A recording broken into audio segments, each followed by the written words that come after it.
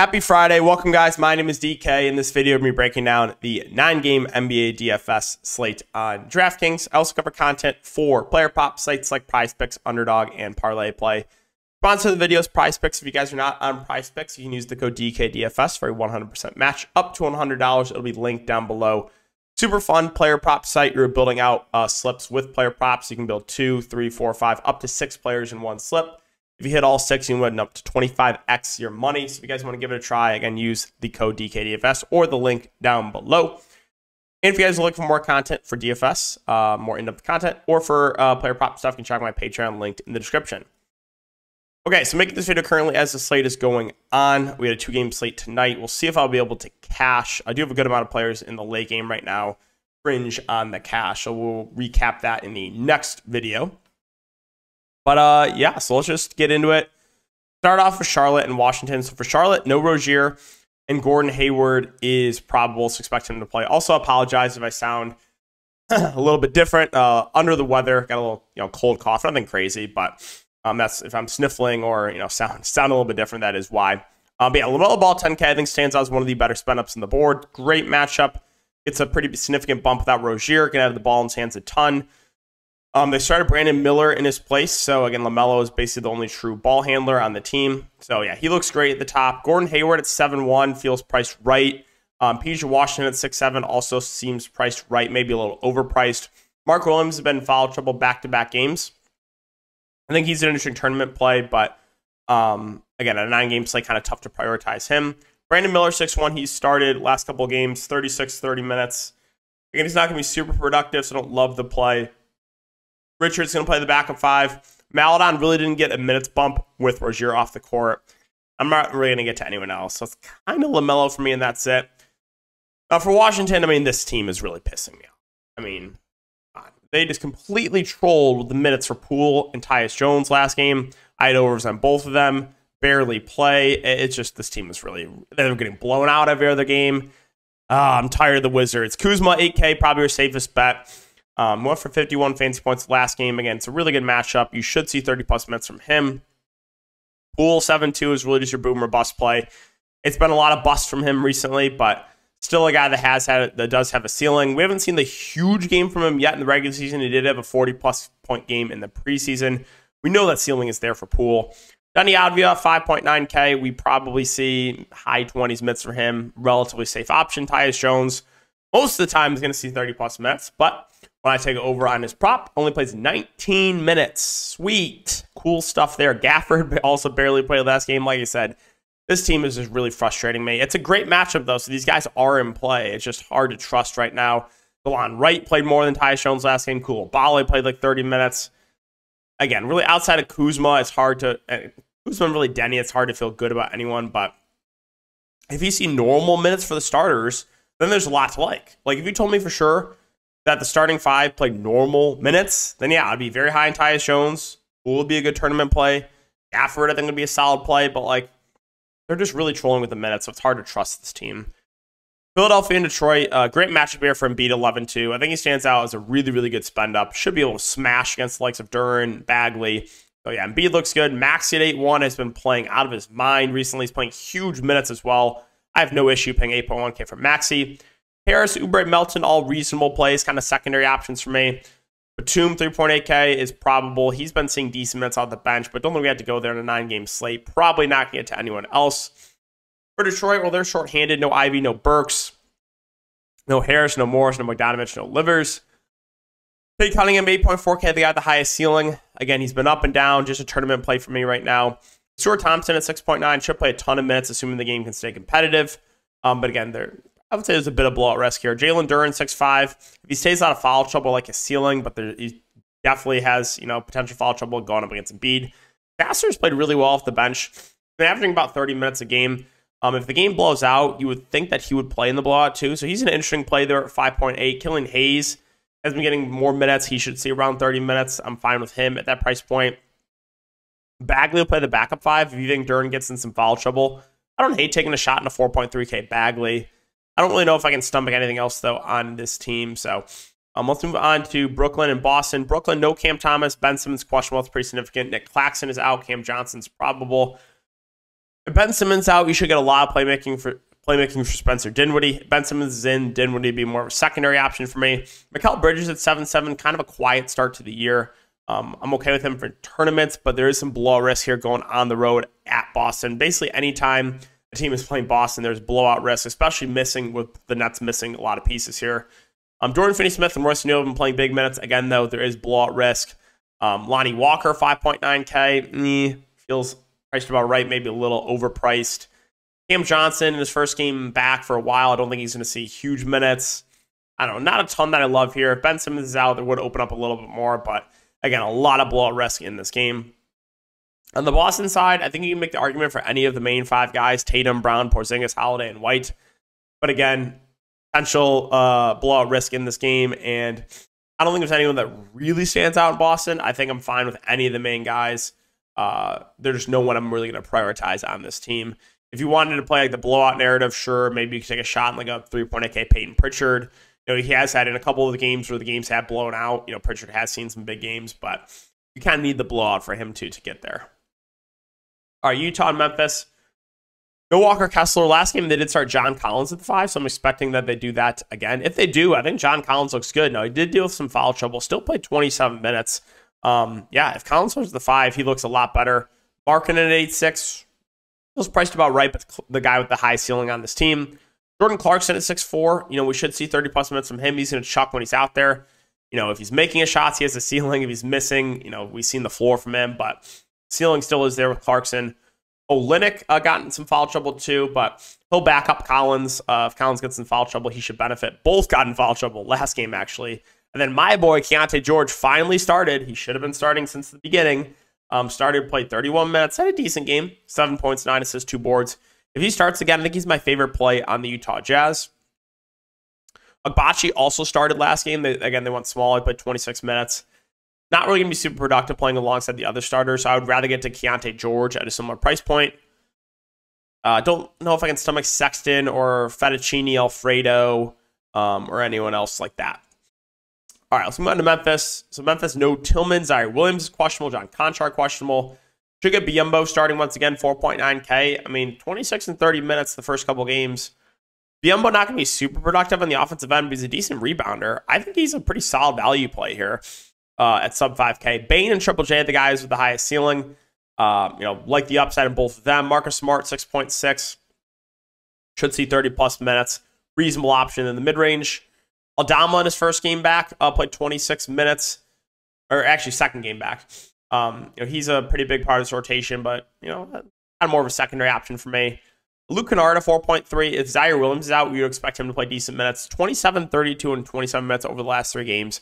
I do like Kennard for value. Also, Roddy should see a little bit more run if there's no Conchar and there's no Zaire Williams. All right, Minnesota and San Antonio. So Anthony Edwards, 9K. Karl-Anthony Towns, 8.2K. These are the guys with the highest ceiling. I don't think either really stand out. Their price points. Ants had 3 really solid games in a row, but 9K, feels priced probably about right. But I do like the spot for him. Karl-Anthony Towns has been a little bit quiet of late, but 8.2K. I have no issue with that. The minutes have not been amazing on him, though, to start the season.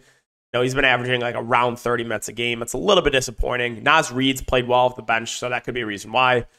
Gobert, 6.8K, always more of a secondary option for me. He does have a ceiling here and there, but most of the time he's going to get you, around 30-ish fancy points. Nas Reed, 5K, I think is interesting because he benefits in a few different scenarios. If Gobert gets in foul trouble, if Karl-Anthony Towns gets in foul trouble, and he is a good point per minute guy, so always someone that I'm intrigued by for tournaments is if he finds his way to more minutes, he could smash. Conley, 4.8K, I think is a relatively safe option. Same with McDaniels at 4.7. In a competitive game, you should see around 30 minutes from McDaniels. He played 45 minutes that one game against Boston. They go to overtime. Slow-mo, 4.6. Probably sees mid-20s minutes on the bench. I actually think he's a relatively safe option, too. A guy that can stuff the stat sheet. Probably not get to anyone else, though, on this team. Going to San Antonio. So San Antonio, Vassell in his first game back came off the bench instead of Branham. I would assume that Vassell starts this game, but we will see. Wembanyama, 8.4. Like I said, wide range outcomes. Been up and down. There's been a lot of blowouts of late. There's been some foul trouble, but there's been ceiling games too. I like his upside in tournaments. Eldon Johnson, secondary option. Vassell, assuming he starts, secondary option. Zach Collins, a 6.4K. I'm kind of indifferent on him. Feels priced about right. Sohan at 5'7". Should see around 30 minutes. I think he's a decent option. Trey Jones off the bench is fine for tournaments. Branham started last game, but I think Vassell will start this game. Again, we'll keep an eye on that. Chetty's played well off the bench at 3.7K, but I don't think it's necessary to go to him on this slate. New Orleans and Houston. So this is a team that could be very shorthanded. Zion is questionable. Also, Herb Jones is questionable, and CJ's out. So last game, they started Ingram, JV, Hawkins, Daniels, and Jeremiah Robinson Earl. So if there's no Zion and no Herb Jones again, there's a lot to like here for Houston, but there would be some blowout risk. Ingram would be the clear go-to guy. 8.7K is a little pricey, but still would be the highest usage player on this team. Valanciunas, the minutes have been disappointing on him, but he'll be productive when he's on the court. Just a matter of how many minutes does he play. I think your best overall plays would be these cheaper options, assuming Zion and Herb Jones are out, that being Hawkins, Daniels, and Jeremiah Robinson Earl. Robinson Earl played 28 minutes last game. Hawkins, this guy's been pissing me off, man. I just get the floor game every time from him. Played him here, faded him here. Like it's really starting to piss me off. But yeah, Hawkins, Daniels, and Robinson Earl will probably be your best point per hour plays, assuming those guys are out. Now, if Zion and Herb Jones are in, then you probably get a starting lineup of Ingram, Zion, Herb Jones, JV, and either Daniels or Hawkins. We'll see what they do with the starting lineup. I mean, with CJ out, they could start Dyson Daniels at the point. And then there would be less to like here if those guys are in. Zion, if he does play at 8.8, would be fine for tournaments. Minutes have not been amazing on him. He did play 37 minutes last game, though, so that is good to see. Let's talk about Houston. So my boy, Şengün, 7.7K, has played really well to start the season, but he is questionable. Left ankle sprain. If he does not play, I would assume that they start Jock Landale. If Jock Landale starts, I think he's your best value on the slate, and it's not close.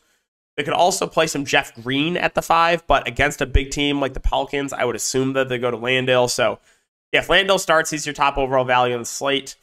And then if Şengün's out, it's more usage for these other starters because Landale's not the same point per minute guy as Şengün. So Van Fleet, Jalen Green, Jabari Smith, Dylan Brooks would all look better.